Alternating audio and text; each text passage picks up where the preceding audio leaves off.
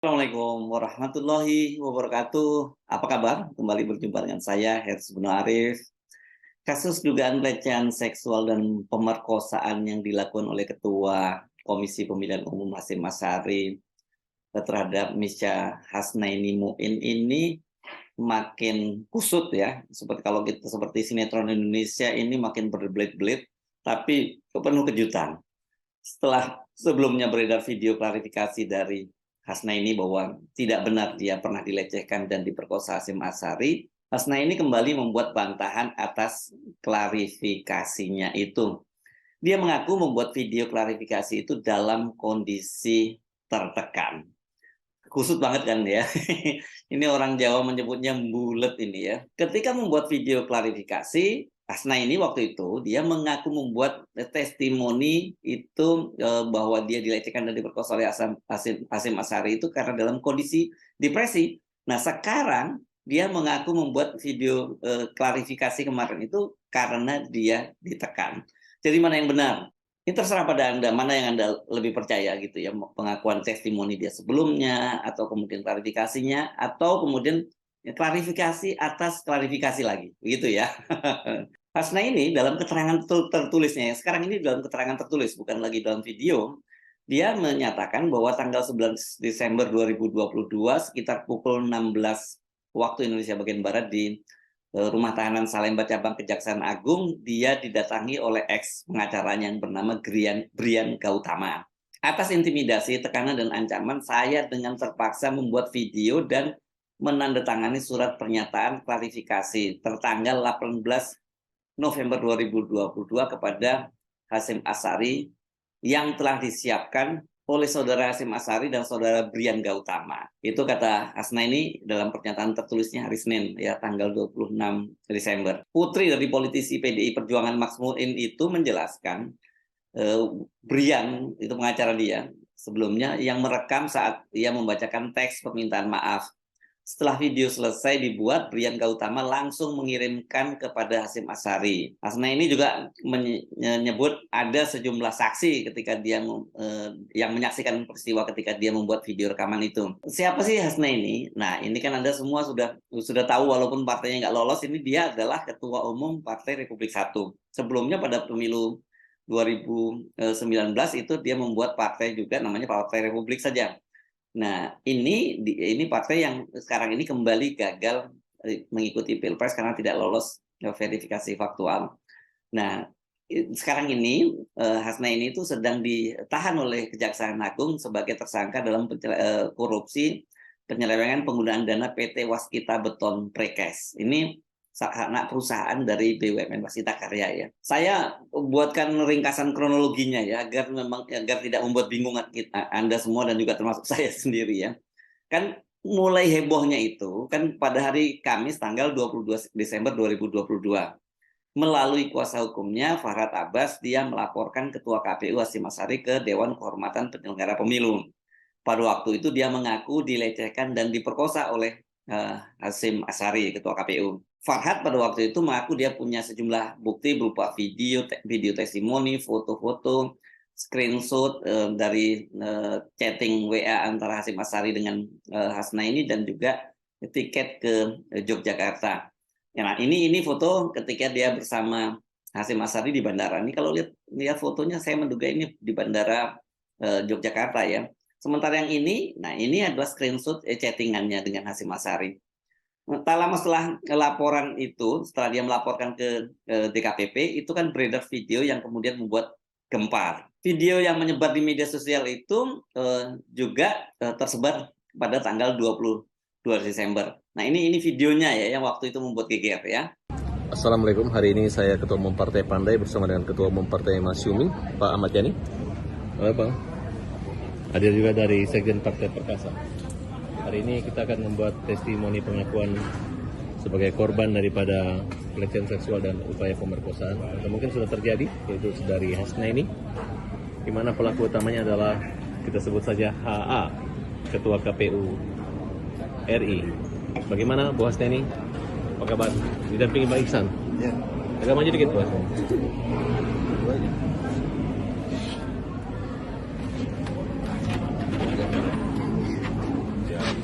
Gimana Bu nih? Kita mau tahu tentang kejadian pelecehan yang dilakukan oleh Ketua KPU terhadap saudari yang kurang lebih antara bulan Juli dan bulan Agustus kemarin. Ya, saya tidak bisa berkata dengan apa-apa dan saya tidak bisa mengucapkan apapun. Ya, kita akan buktikan saja nanti dengan fakta-fakta yang ada dan bukti chattingan saya antara bapaknya. Iming-iming untuk meloloskan partai itu ada? Atau untuk membesarkan partai bersama? Sangat. Dan saya sangat sedih dengan apa yang dijanjikan dan akhir hidup saya berakhir di penjara. Kira-kira apa yang kalau menyangkut kejahatan atau kekerasan seksual maupun upaya-upaya itu bisa dibuktikan Bu ini? Bisa dibuktikan, buktinya cukup kuat. Apakah pantas perilaku seorang ketua KPU untuk melaksanakan atau Mekanisme bekerjanya KPU di dalam sehingga orang bisa diloloskan. Termasuk saya waktu di luar bisa lolos di tahap 1. terus menurut saudara? Pada itu artinya gini Bu Husna ini, pada waktu tahap 1 memang berarti yang bekerja itu bukan partainya Ibu Husna ini kan? Ibu Husna ini hanya menerima bersih saja. Betul. Berarti yang mengerjakan itu aparat KPU semua. Betul. Di bawah perintah Ketua KPU dan kawan-kawannya. Jadi mereka sudah mendesain untuk menjadi presiden itu adalah Ganjar dan Erick Thohir. Anda yakin ini? Bukan? Itu statement dari dia, saya tidak tahu. Dari kalau siapa? Dari Ketua KPU? Statementnya Pak Hasyim Asyari sendiri kepada saya, bercerita waktu saya berduaan. Tapi kalau dia ngeles dan tidak mengingkari itu, saya tidak tahu. Ya, mungkin pasti yang ada bukti fakta itu, fakta. Ya. Ini kan pileg dengan pilpres itu kan bersamaan.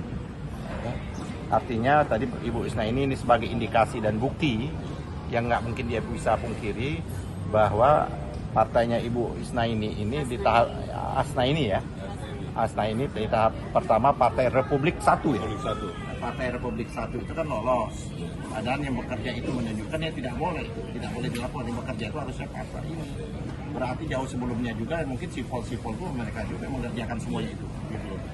Dengan menggunakan ini tadi kecurangan pemilu itu dengan menggunakan sistem IT. Yang pernah Bos Teh, menurutnya ini kan apa kira-kira yang Anda ketahui selama masa bujuk rayu itu tentang sistematis cara kerja KPU dalam pembentukan demokrasi Indonesia yang tidak fair itu dari mana? Meloloskan partai atau tidak meloloskan partai? Coba jelaskan. Ya, itu dari sistem IT mereka tentunya pasti satu. Yang kedua, dia pernah menjelaskan kepada saya bahwa yang akan menjadi Presiden Republik Indonesia itu akan didesain oleh KPU bahwa Pak Ganjar dan pasangan Erick Thohir. Dan saya adalah korban Erick Thohir masuk di penjara ini, itu aja. Kemudian, apakah keterpilihan Nika sebagai anggota KPU itu sudah diatur?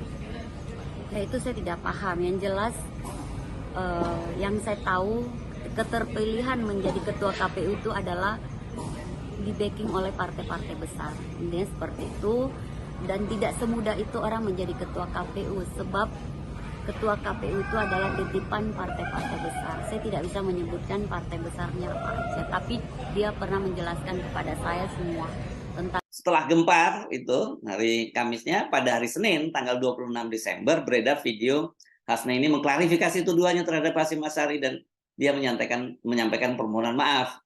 Yang ini videonya ya. Berikut ini videonya. Saya Hasna ini surat pernyataan klarifikasi mengenai video saya yang beredar kemarin.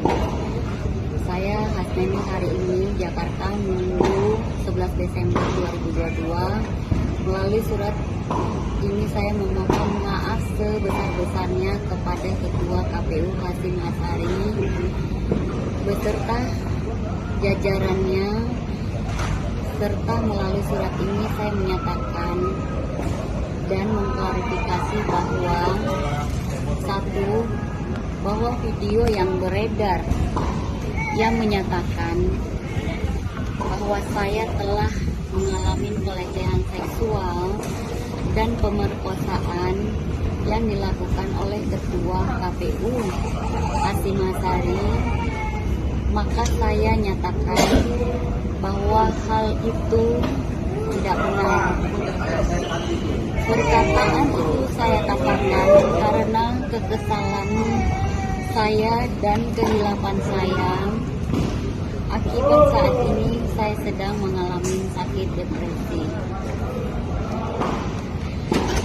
kedua, bahwa pada faktanya hubungan saya yang ada selama ini antara dengan Ketua KPU RI Hasyim Asyari adalah hubungan yang bersifat profesional saja dan tidak lebih dari itu.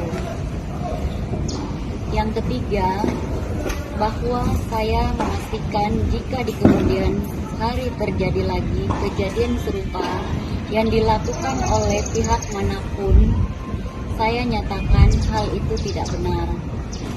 Demikian surat pernyataan ini dan klarifikasi ini saya buat agar diketahui seluruh pihak yang terkait dalam hal ini, serta saya tanda tanganin secara sadar dan tidak sedang berada di bawah tekanan dan pihak manapun. Terima kasih, saya Hasnaini. Pada waktu itu kan kita pasti bertanya-tanya ada apa, apalagi kemudian secara kronologis nggak match kok video ini muncul mengakunya di situ dalam video tadi dia menyatakan membuatnya itu pada tanggal 11 Desember. Padahal kan video yang tadi yang sebelumnya beredar itu beredar pada tanggal 22 Desember. Jadi secara kronologis nggak nyambung gitu ya. Nah, karena ini yang membuat kita bingung kemudian rupanya tidak lama setelah itu Farhad Abbas itu langsung mengirimkan keterangan tertulis yang tadi yang saya bacakan itu, bahwa dia dalam kondisi ditekan oleh Hasyim Asyari dan pengacara yang bernama Brian Gautama, dan surat ini kemudian dikirim oleh Farhad Abbas ke sejumlah media. Pada waktu dan kemarin saya coba mengendapkan ini apa sebenarnya yang terjadi. Nah, dalam keterangan tertulis itu Hasnaini menjelaskan kronologi intimidasi yang dialami sampai akhirnya dia mau membuat video permintaan maaf. Jadi begini menurut dia secara kronologisnya. Mulanya pada tanggal 6 November 2022 dia memberikan surat kuasa khusus kepada Farhad Abbas untuk melaporkan Hasyim Asyari ke Dewan Kehormatan Penyelenggara Pemilu dan Polisi. Farhad lantas melayangkan surat somasi kepada Hasyim agar mengklarifikasi dugaan asusila tersebut. Surat somasi dikirimkan 3 kali, tanggal 16 November, 21 November, dan 24 November 2022. Tapi kata Hasnaini, Hasyim tidak menggubris surat somasinya itu, dan Hasyim juga tidak pernah mau menemui Farhad Abbas untuk memberikan klarifikasi. Hasnaini mengatakan Hasyim Asyari bukannya merespon somasinya, tapi justru dia mengancam dia gitu. Ancaman disampaikan selama surat somasi dikirimkan. Hasyim Asyari mengancam saya dengan memberitahukan bahwa hukuman kasus saya akan diperberat jika tetap melaporkan Hasyim ke DKPP dan kepolisian. Itu kata Hasnaini. Karena ancaman itulah, kemudian Hasnaini terpaksa membuat video klarifikasi dan permohonan maaf pada tanggal 11 Desember 2022. Hasnaini juga mengaku terpaksa mencabut surat kuasa khususnya kepada Farhad Abbas. Tetapi kemudian dia kembali memberikan surat kuasa kepada Farhad Abbas pada tanggal 22 Desember. Dan kemudian dia juga menandatangani berkas laporan ke DKPP pada tanggal tersebut. Nah, ini clear kalau dari sisi, sampai di sini clear penjelasan dari Hasnaini. Tapi pertanyaannya bagaimana kelanjutan kasus ini? Farhad Abbas menegaskan bahwa video klarifikasi Hasnaini itu tidak hanya dibuat dalam tekanan, tetapi juga sudah tidak relevan. Sebab video itu dibuat pada tanggal 11 Desember 2022, sedangkan Hasnaini menandatangani berkas laporan ke DKPP pada 22 Desember. Artinya video itu dibuat sebelum Hasnaini melaporkan Hasyim.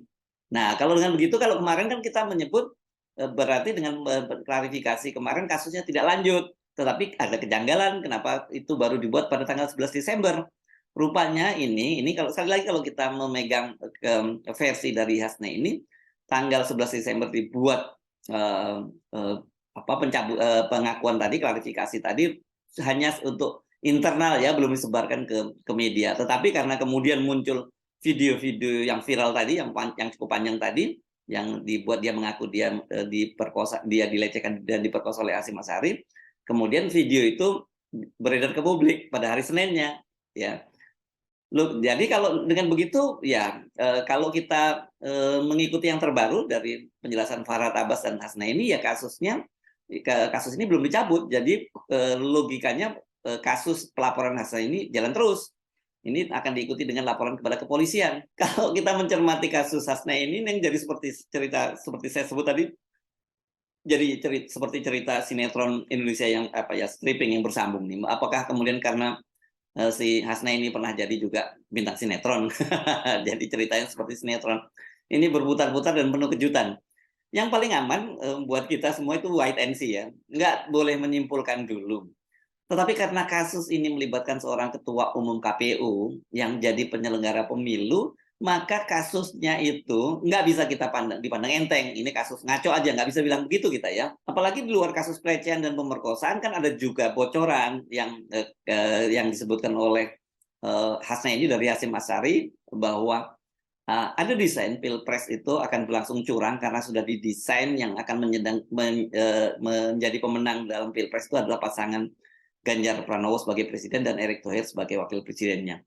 Jadi ya seperti posisi saya semula, yang paling benar kasus ini dilanjutkan saja, dilaporkan ke polisi dan dibawa ke pengadilan. Itu dari sisi Hasna ini. Sebaliknya dari sisi Hasyim Asyari dan juga KPU, kalau mereka merasa juga difitnah, laporkan balik ke polisi. Ini demi menjaga kehormatan diri dan keluarga Hasyim Asyari. Sementara dari KPU sebagai lembaga, laporan Hasna ini ini kan membuat citra dari KPU itu dan kepercayaan KPU dari publik itu hancur-hancuran.